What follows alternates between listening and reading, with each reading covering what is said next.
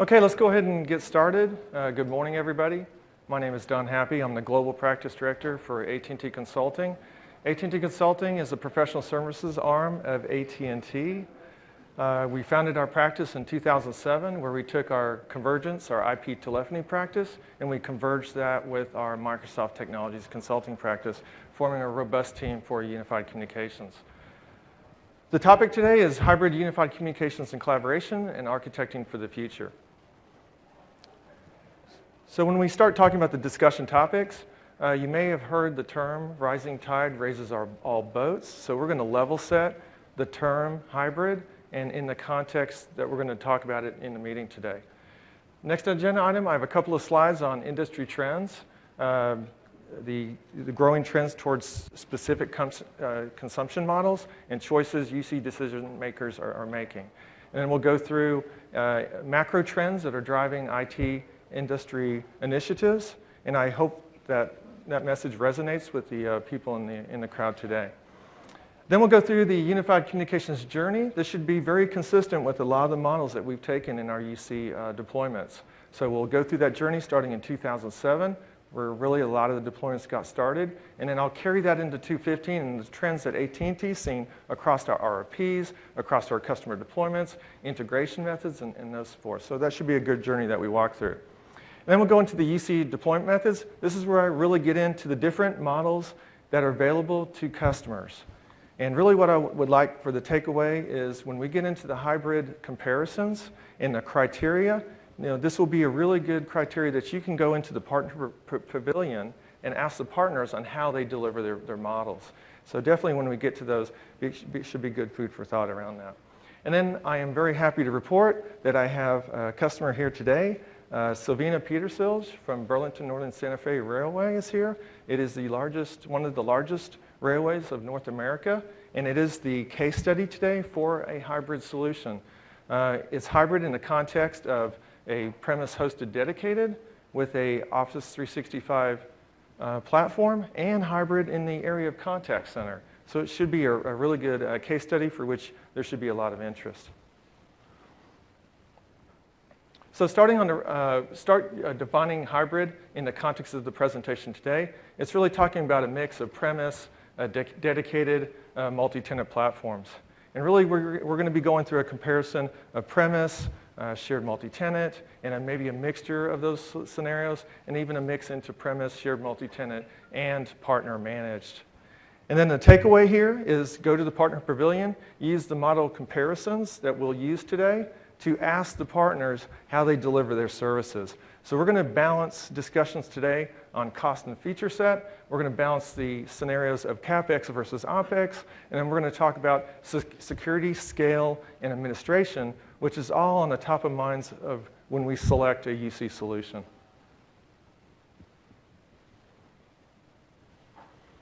So what are some of the forces shaping the enterprise? The top level issue that's facing IT today is IT spending is under scrutiny. So IT must rationalize either their application portfolio or they must rationalize their IT investments. So maybe there's legacy systems as disparate room-based conferencing solutions. Maybe there's a mixed bag of PBX platforms, and quite frequently our customers that we're working with have a mixed bag of maybe Centrex, key systems, multiple PBX platforms, and that's really driving the need for IT to drive that efficiency and rationalize that complexity. And Sylvina will actually talk about the 3 C's, about converging her infrastructure and making it more simple for her end users. That certainly will drive business efficiency, and that layers on top of more broader workforce efficiency in your organization. And then in the area of economic growth and innovation, we had a really good case study with a large consumer goods organization around innovation, and they had the concept of UC in the premise of ideation. So the consumer goods wants to bring products to market quickly, and this concept of ideation and using the unified communication tools to bring those ideas to market quicker was exactly the UC strategy. And it could even work conversely in that maybe an idea wasn't a great idea. And so maybe the idea was terminated early so that they're focusing on better products and better solutions. And then the innovation was even extended out to the consumer. So they were getting input from their consumers. They called them top moms. And the top moms would provide features and benefits to new products and really drive innovation within their organization. Then let's talk about IT cost savings and legacy equipment. We feel that the legacy equipment, and especially around the legacy PBX infrastructures, is really finally getting customers off the fence and instead of waiting for a multi-tenant platform to provide a PBX replacement solution. And that's really driving the percentage of numbers increasing on a dedicated hosted Lync platform as a PBX replacement service. So we'll talk a little bit deeper about that. And then finally, in growth and expansion, I probably don't go a week without a customer approaching me and asking me if we can deploy a Lync solution in a Singapore data center. So whether it's a North America-based customer or an EMEA-based customer, they want to get into new markets and drive new revenues in Asia-Pac. So quite frequently, they're looking for support as a service in our Asia-Pac data centers.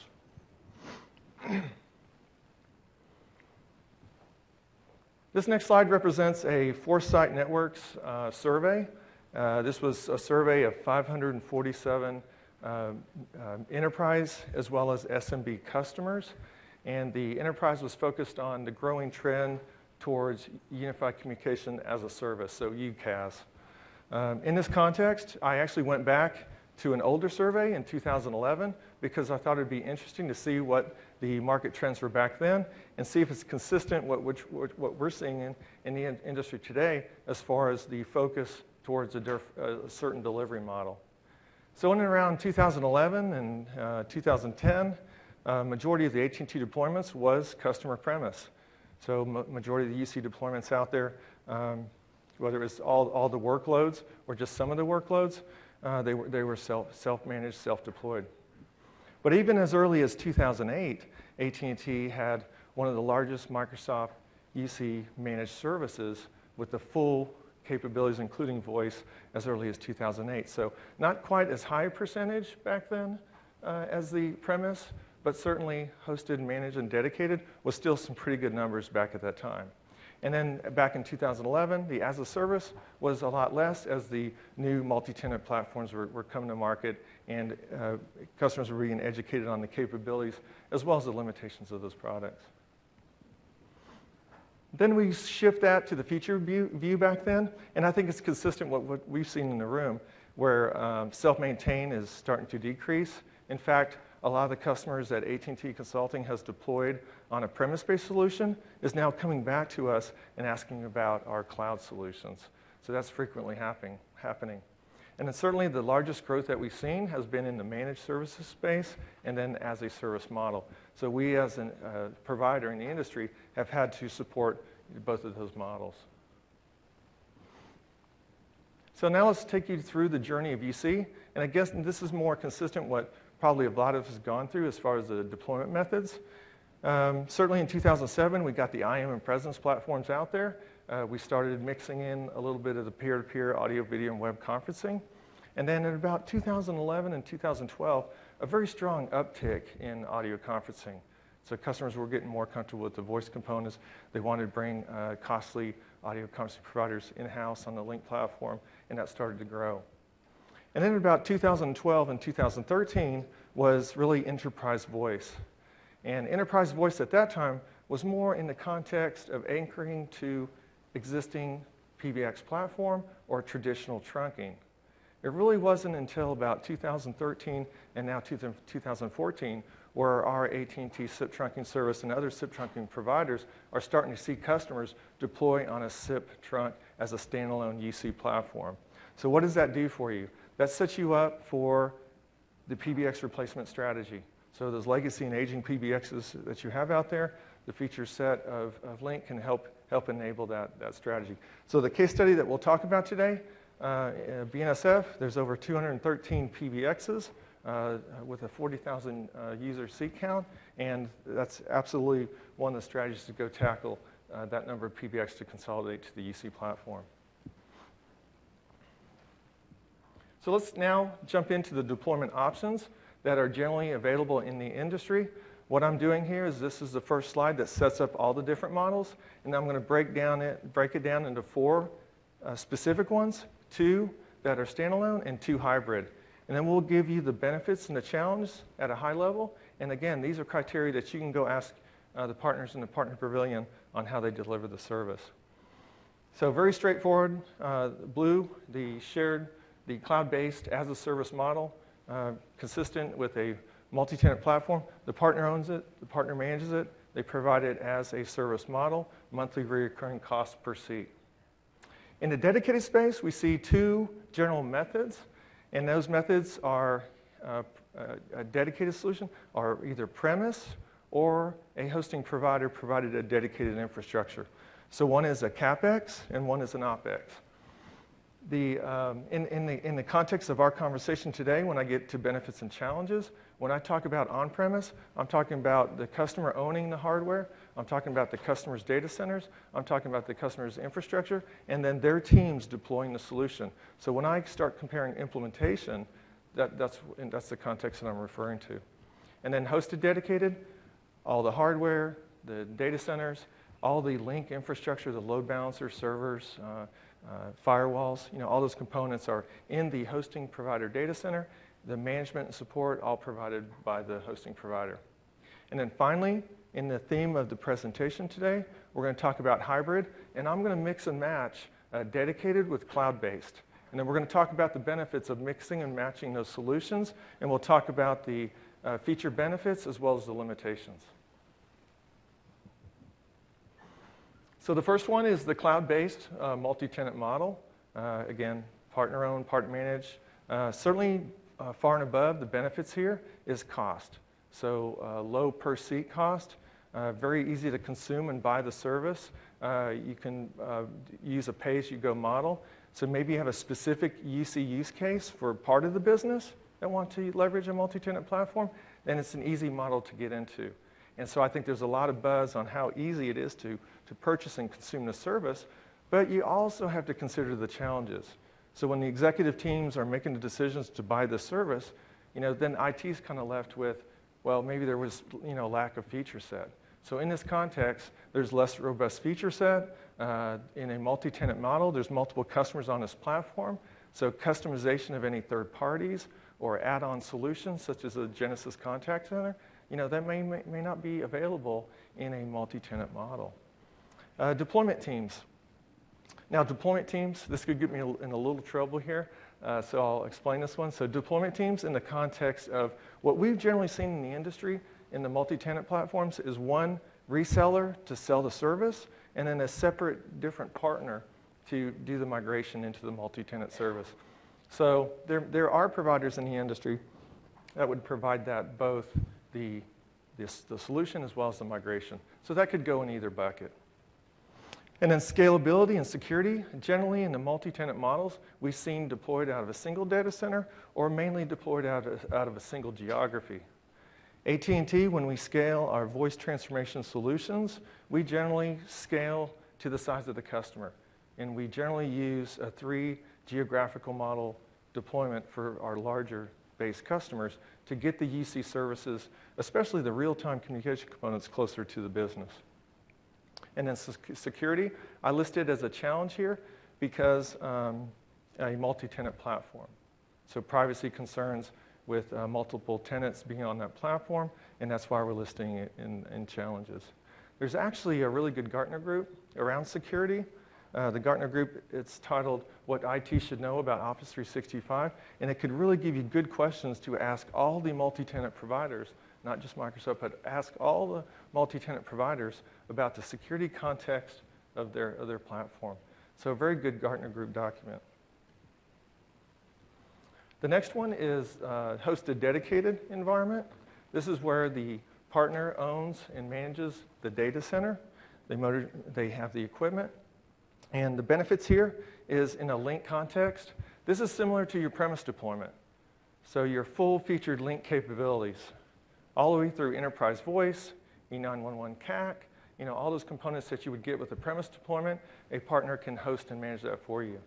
So full-featured, and how about customization? Let's say your legal and regulatory compliance has specific IMR archiving products that they want to add to the solution. Hosting providers can provide that level of customization. Operational administrative flexibility. Very good questions to ask the providers. How do you get access to the system? Is there PowerShell commands that you run to do the administration? Is your changes in your Active Directory replicated over into the partners? These are all great questions to ask the different providers. And then implementation. For the large providers of a dedicated host Lync solution, they also have global feet on the street. Some of them do. They also have professional services to help you with all those components. So more of that broader view program management approach and the global transformation teams to also do the deployment. And that's why we're listing implementation, the benefits here. And then scalability. I talked about that three data center model for large customers. That's how we can scale on a large level. So Royal Dutch Shell is a Microsoft publicly referenced success story. What's not well known in the industry is that's AT&T managing that Lync infrastructure, and we manage it out of 3 global data centers to get the real-time communication components, voice, conferencing, get that closer to the business. And then security. We list security here in the benefit versus the multi-tenant being a challenge in that this isn't a multi-tenant platform generally. So this is a dedicated to the customer, and you don't have multiple tenants on this platform, so that's in the context of security. Now, certainly, you have to do your due diligence with each partner, even on a dedicated solution, on how they're going to secure and address privacy and archiving all those concerns with their platform. Now, cost. This is where we differentiate from the multi-tenant. May certainly not be as the price point that you were looking for multi-tenant. Pricing model as well. In a multi-tenant model, it's kind of pay as you go. Some of the hosting providers will want a minimum commitment for a certain seat count before they build you a dedicated infrastructure. So that's really some of the major differences between the multi-tenant and the hosted dedicated. So that is the 2 standalone. Now let's kind of shift this discussion into hybrid. In this context, what we're talking about is Lync on-premise with an Exchange multi-tenant platform. This is actually a common deployment that we're seeing now. So in the case of an example of customers deployment leveraging Office 365. And that's where BNSF was originally looking. So in this context, just like the partner hosted, full featured, full benefits, full customization, operational administrative flexibility because you own it, you manage it, you add the whatever components that you want to address. And then similar to the hosted, the customer prem can address remote site requirements. And let me explain that a little bit. So when we talk about remote site requirements, as much as we would all love softphone and have softphones everywhere, and every parts of the business use softphone only, it's just really not a reality for a lot of businesses. So we know that we work with our customers, and they may have, for example, there may be labor contracts or union contracts that tie to certain hard phones or feature set that the business is going to have to support. How about remote site analog supports, overhead paging, faxing, just redundancy and resiliency out at the remote site. These are all features that you want if you're going to use a platform for a voice replacement solution. Now let's talk about challenges in the context of Lync only. Certainly with the Exchange multi-tenant, you're getting price benefits there, but from a Lync perspective, you're putting it on-premise, and it's only a challenge here in the context that it's a CapEx model. And a lot of the RFPs that we're getting today, they want an OpEx model, and they want it more in a cloud-based solution. I'm not saying all of them are that way, but certainly a majority that we're seeing. As far as comparing the premise cost with a partner hosted, it's depending really what you want to attain from a business standpoint. So it can be quite cost effective for a hosting provider if you're really looking to full spectrum of voice transformation. But if you're just looking for IM and presence deployments, premise is going to be probably a lot more cost effective. Implementation challenges, again, I put the context that Premise-owned Lync is your teams deploying it, your teams managing it, and then your team's doing a global deployment if you're a global customer. So there's challenges with staffing. And Silvina will actually talk about, she had a very robust team of Microsoft UC professionals in the industry, some of the smartest and the brightest, but they wanted to get out of the PBX business, and they wanted to get out of managing servers and data center, and they wanted to focus more on enabling the business from a UC perspective. But I'll let her go into that a little bit deeper. Okay, now when we take a Lync premise and integrate that with an Office 365, for example, there is the hybrid interoperability that goes in hand with that. So there's a DIR synchronization, a DIR sync process to synchronize Office 365 with a customer premise solution. And I actually have a diagram that will show that a little bit. So the next hybrid model, the last one, is Lync dedicated hosted with Exchange multi-tenant. Again, much like the premise, full feature, supports customization, addresses remote site requirements, deploy SBAs if you want to, supporting analog, faxing, overhead paging, those types of things. Implementation here is a positive because some of the larger partners, they can provide you implementation, feet on the street, global deployment capabilities, all the way down to the phone level. We even have AT&T ABFS field services that can even do MACDs on phones in the gateways. So this is why it's a benefit for some of the partners that have that global capability to help you. So really what we're doing here is we're blending features with the benefits of a multi-tenant, the cost savings of a multi-tenant. So it's kind of a blended approach. In our mind, Exchange is kind of a commodity-based service these days. It's been hosted for over a decade now. It's really more of a commodity-based service. Lync is not yet a commodity-based service. The feature parity is not there to make that a Lync as a commodity service, so therefore there's an opportunity for hosted partners to provide a full-featured capability. The challenges, we added one more here. In the case of the previous one where it was on-premise, this is now in the partner's cloud, so the partner may deploy a separate AD forest, so there's another leg of potential integration that goes in to synchronize the forest. And I'll have a diagram that shows that illustrates that. So I've been talking a lot about the feature parity between the different offers. So I wanted to bring it to light, using the TechNet articles I've listed there. And this is certainly not an exhaustive list at all. This is just a partial list, but it really gives you an idea of where, depending on what you're trying to accomplish, and the features and functionality that you need would be a good area to start looking. So on the left side, or on the right side of the feature set, with all the capabilities, and then we have in the dark blue the Lync Online dedicated, and then the aqua color is either a premise or a partner-hosted environment. And the feature parity is there as far as the devices that they support, the tablets, the Mac, PC, mobile phones, that's kind of all there. The call features even, hold transfer, delegate, those capabilities there. But really when you get down as what we as IP telephony experts in the industry know is the voice capabilities. So the E911, call emission control, the support for remote site survivability, so you want to deploy gateways out there for some parts of the business. And then certainly other features as well, such as response groups. That's where you start to get some of the limitations. So either premise or fully dedicated can support all those models. So I talked about showing you kind of what a potential partner forest would look like if you moved off-prem and moved into a partner cloud. So on the right side or on the left side is your customer forest in blue, where your Active Directory resides. Your user accounts are there, are enabled, and some partners may deploy in your forest, or in this diagram illustrates, they may deploy a separate forest.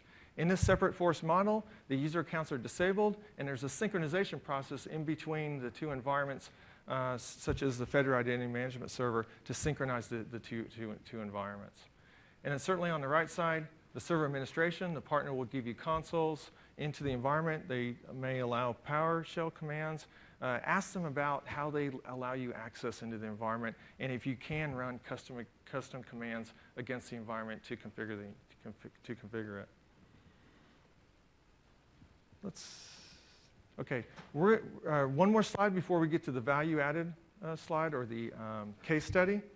So this value-added services. So one thing I'm really seeing in the industry, and I hope this resonates for the customers here, is the partner ecosystem. The partner ecosystem is great, except when there's a problem. And when there's a problem, the customer starts to become kind of a swivel chair between the different vendors that are providing the service. So you may have a separate vendor providing the SIP trunking. You may have a separate vendor providing the application. You may have a separate provider providing managed WAN services. And then when there's a problem, the ecosystem isn't so great anymore, and the customer becomes a swivel chair. Is anyone seeing that kind of scenario where you become kind of the broker to fix problems? I see some nodding. Okay. I like the swivel chair. Yeah. Yeah. Okay. So in this context, it's not just a question to the partners about what they can provide as far as a Lync service. Ask them about what other capabilities that they have. So whether it's IP SIP trunking, or maybe it's mobility. Maybe they can provide mobile solutions to help IT solve problems. It's great that our executives say that we want a BYOD strategy, but then IT's stuck with having to deal with a personal phone brought into the environment to manage. So AT&T has a product on the booth. It's called Toggle. It virtualizes that phone, and it gives you a personal persona and a business persona, and that way IT can just manage the business side of the persona of the phone. So that's just a value-added service that you really never think about that could help you in your UC strategy. How about walk in and take over? You don't want to manage those old legacy PBXs anymore. You want to focus on the new stuff. Some of the providers can walk in and take over those legacy and aging PBXs that are breaking and failing, and as they transform the environment, then they can decommission them. So you're freeing up your IT staff to focus more on the business, and what Silvina will talk about is the UC end-user training. That's very important for adoption. You know, I heard on the stage at the keynote that, you know, there wasn't training as part of some of the programs. That doesn't work in everybody's environment. So training and adoption is important. If you can free up some of your staff from servers and data centers and put them in training, I think the adoption will grow. Global deployments. So I'm not just talking about global deployments of gateways or the Lync infrastructure, but how about global deployment in respect to actual placement of the phones or site assessments? You really don't hear the term anymore that was used in 2009, VoIP as you are, because that was really never a reality. You weren't going to VoIP as you are, so you need to do the network assessments. You need to do the LAN-WAN evaluation. You have to look at quality of service, and you have to architect that on the network before you overlay your Lync voice infrastructure. So there are some providers that will provide UC network readiness assessments to support you. There's partners that can help with the QoS architecture and design, and that's the type of service that you need. And then let's talk about end-to-end support. So the customer being the swivel chair, let's kind of talk about how we can erase that. So just think if you have one provider providing the SIP trunk, you have one provider providing the hosted Lync application, you have one provider, which some of the customers in the room today, I know that have a managed AT&T MRS router, and then you have the gateway for site survivability. What does that give you? That gives you that end-to-end availability, takes the customer out of the swivel chair, and AT&T's in that swivel chair. Other partners can potentially do that, so I'm just offering that. So these are some things to think about in addition to just the basic Lync platform. And then number 4, I'll save some time here. I'll address managed contact center solutions on the next slide. So this is a case study for Burlington Northern Santa Fe. When we engaged with them, very strong team in Microsoft UC. We did a whiteboard session. We outlined several initiatives that were going on in the environment. So there was a Lync initiative upgrade to 2013. There was a contact center RFP. There was a voice transformation project of 213 PBXs to consolidate that infrastructure. And then there was Office 365. So we're working with Donna Holt on the Office 365 program, and we said, look, this is a great opportunity to bring all these separate initiatives under one global program, or one single program. So what we did is we architected a SIP trunk to leverage for both their Lync initiative and their contact center initiative. And then we hosted Lync and Genesys in the same data centers and co-located those solutions together, and then provided IAM and presence integration with the Genesys platform. And then we added a second data center for load balancing and high availability to give them the resiliency they needed in their solution. And then the hybrid aspect of this was the AT&T Managed Lync service will be integrated with the Office 365, providing, again, the feature set with the balance of price point of a commodity-based exchange solution. And then we have the AT&T MPLS network to their remote sites, and where the contact center agents and the employees are. And then we're using AudioCodes gateways for the remote site survivability, and we're using UC devices such as Plantronics, AudioCodes phones, hard phones. Ask questions here today about the solution on IP hard phones. I'm sure Savina would love to have all softphone deployment. It would save cost, right? But she knows that she has requirements for IP hard phones, and we're evaluating the different types of phones. So with that, I'm going to introduce Silvina Petersells. She is the manager of Unified Communications at BNSF, and she will take us through the case study slide, and then we'll go into question and answer. Well, good morning. Can you hear me? I don't know if you can see me. This is very tall for me. Don't explain our challenges. First of all, we are BNSF Railway. We are one of the largest Class 1 railroads. We carry a fourth of the U.S. rail freight. We operate in 28 states and 2 Canadian provinces. So we are very dispersed. And that is one of our challenges. Our legacy voice infrastructure is composed of 213 PBXs scattered around the U.S. It's very complex systems. It is multi-vendor. It is aging. So we knew that this was coming. We started a couple of years ago to lay the foundation for what is going to be our next voice strategy. We want to make sure that it's not just voice, that it can support all the multi-channel capabilities. So we tried Lync. We actually had Lync since 2009. It was OCSR2 at that time. We had very talented engineers, very deep in Lync. So we tried Lync in the enterprise as IAM and presence, but we also rolled out several sites. And we were able to see that it could support the use cases that we have. One of the other challenges is that we are over 100 years old railroad, and we have several use cases very ingrained in our business process that they are based on analog. So we know that we have challenges supporting many legacy processes. We saw Lync could fit our business, and we also start looking at contact centers. We want to make sure that our contact centers weren't in a silo, that those users that they have Lync today and they like it, they can also leverage those features in the contact center. So Caring Contact Center is, we have a mix of Genesys IVR with Avaya. So we had the RFP last year and look at that entire Genesys suite was very compelling because it was integrating really nice with Lync. They had a really nice integration. So there is when we decided, okay, let's go contact center with Lync. At the same time, we were moving our Exchange environment to Office 365. So our requirements were growing into, we need somebody to help us out hosting Lync, hosting contact centers, integrating with Office 365. By the way, we're multi-carrier because we have 213 locations that we connect through different carriers. So we want somebody that actually let us put more than just one SIP trunk into our environment. So our our goals were to consolidate the system to make sure that we reduce the footprint. It's not an easy via Lync. It's just one environment. We wanted to centralize them. They are currently very dispersed.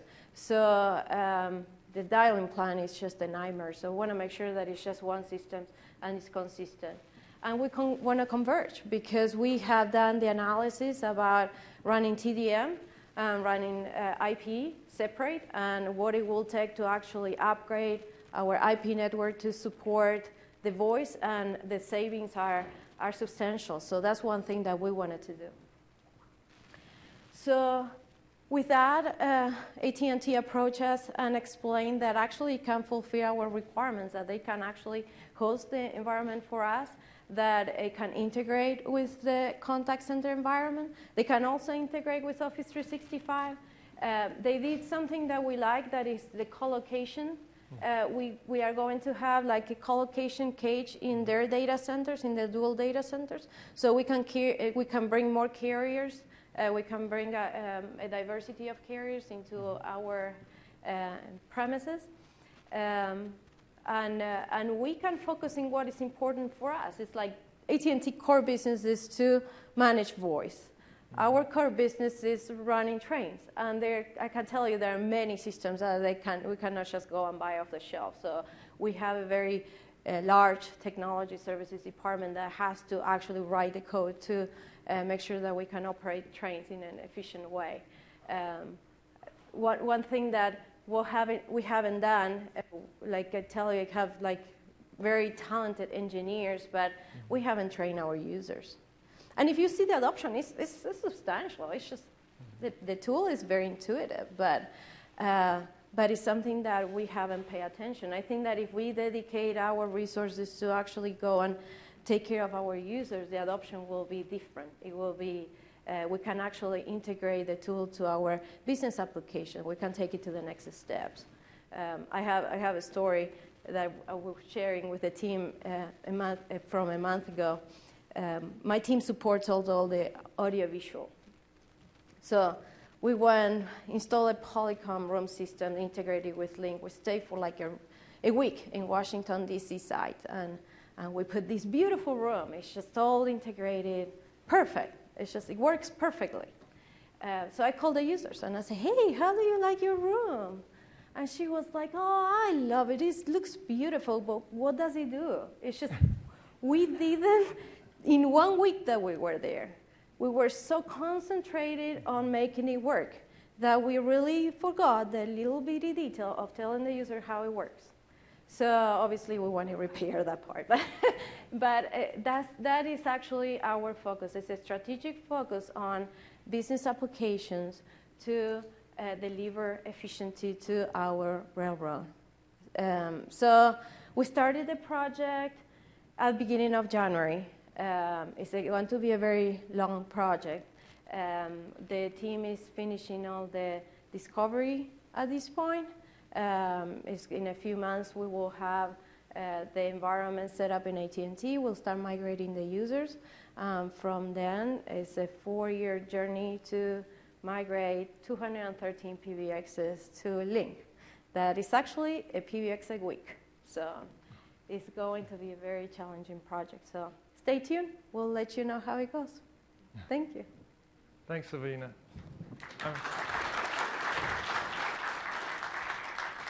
You really heard things like customization, things like the co-location and allowing them to have flexibility even with carrier diversity in that environment. Customization with contact center. And then really, I think one of the most important aspects of the project was taking these separate initiatives, because IT is busy. If you have all these separate different projects going on, that's multiple meetings that you're attending and the extra meetings that you're having to deal with, extra vendors that you're having coming into your environment to work all these different scenarios. So kind of that one throat to choke can bring all those initiatives together under one program and then have an integrated solution. So that concludes the presentation today. Hope you got a lot out of it. Hopefully there was a lot of food for thought to start going to ask partners about their solutions and how they deliver it, and then do the comparison and contrast on your own. So with that, is there any questions? Oh, questions get a free Skype gift card. So that'll probably do it. Okay, Chris?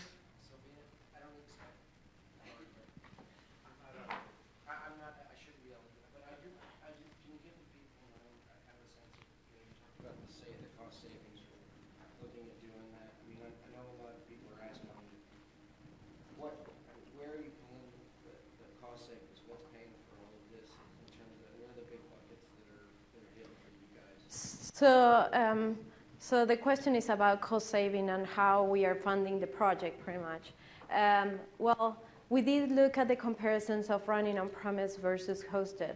There were savings, but they weren't enough to swing the balance to where we go. So that's why it actually took quite a bit of analysis to go to the hosted solutions. The savings come primarily from the TDM to IP. So that's why actually we wanted to do the project in 5 years. I think that's what we wanted, IT wanted. But when we look at the savings of ripping out all the TDM trunks that they are going to all these sites and move it to IP, that's where the savings, and centralized zip trunking. You can imagine the long distance builds that we have with going through all these locations. That's where the savings were. Now, for us, and I'll suggest that you do your own study, because we are very lean in the data centers. We have the data centers. They are huge.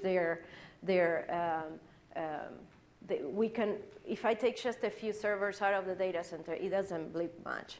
And we have our infrastructure that is already leased. So we already are very lean on the data center. So it was pretty much like, even if we move it to an on-prem, like a hosted versus staying on-premise, but most of the funding to upgrade our platform is coming from the TDM to IP conversion.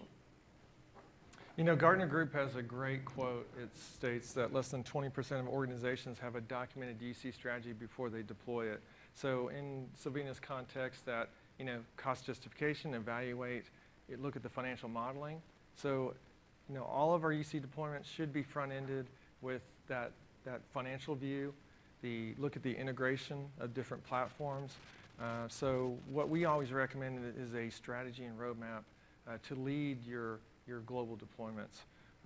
Whether it's AT&T providing the UC strategy and roadmap, or another provider, or you're doing it internally, that financially modeling of those scenarios that we gave today would be a very valuable exercise.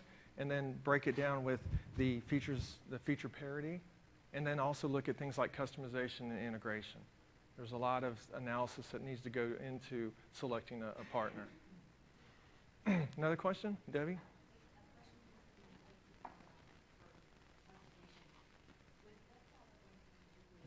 With Lync, what did you use for your audio conferencing before?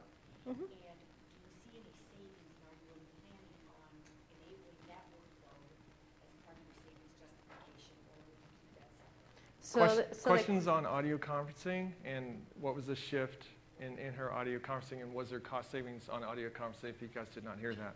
Go ahead. So audio conferencing is huge in the railroad. We have huge numbers of audio conferencing. We're actually hosting it internally. We are doing about between 79 and 85 years in a year, in minutes, in audio conferencing. It's huge. And they all happen at the same time. So it's 6 a.m. in the morning. So we had to really build the church for Easter here to be able to accommodate that minute. And we're currently handling that internally. We have huge Avaya bridges to handle that. So that's what I'm saying. You really had to do your own business case, because for someone that is hosting audio conferencing externally, that you can absorb that cost, but we couldn't. It's just we already have the bridges. We're already supporting audio conferencing internally. So switching it from, and Lync is handling part of audio conferencing too. So it was already there. So it wasn't a savings that we can take over for our voice transformation. So. Questions? Okay. All right. Well, thanks everyone for attending. We appreciate your time.